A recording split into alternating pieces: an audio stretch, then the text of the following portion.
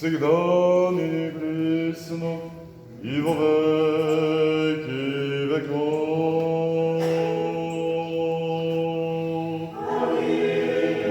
Господу да се помоли. Боже вечник, който събрал пред разделените и се надил да бъде незритна връзката на любовта, който си благослови Исака и Ревека и си ги направил наследници на Твоето обещание. Сам Ти благослови тия свърби, Симон и зорница опътви и всяко добро дело, защото си милостив и човеколюбив Бог и на Тебе Отца, и Сина и Святия Дух въздаваме слава, сега и винаги во веки веков. Амин. На Господа да се помолим. Господи, благослови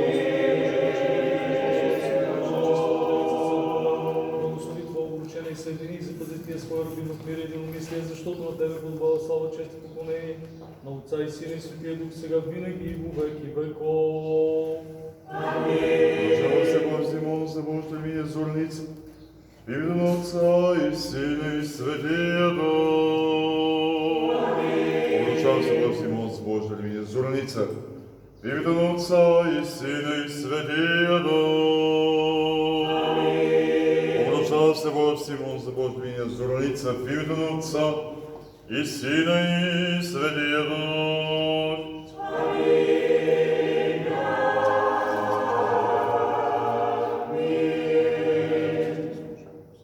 Обручава се Божията рабиня зорница за Божия раб Симон в името на Отца и Сина и Святия Дух.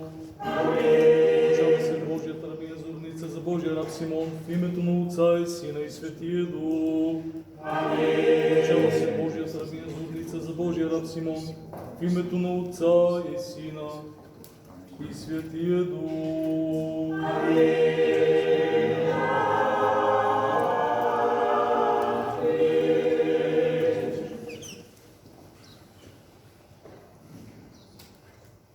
Помилуй нас, Боже, по великата Твоя милост, молим Ти се, чуй ни, помилвай.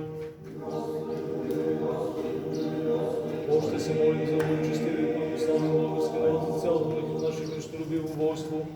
Още се молим за високо просвещение наш митрополит Григорий. Още се молим за Божите раби Симон и Зорница, които се обрушават един друг. Още се молим за всички брати и за всички християни, защото си милостив и човеколюбив Бог и на Тебе въздаваме слава, на Отца и Сина и Святия Дух, сега винаги и во веки веков. Слава Тебе, Боже наш, слава Тебе!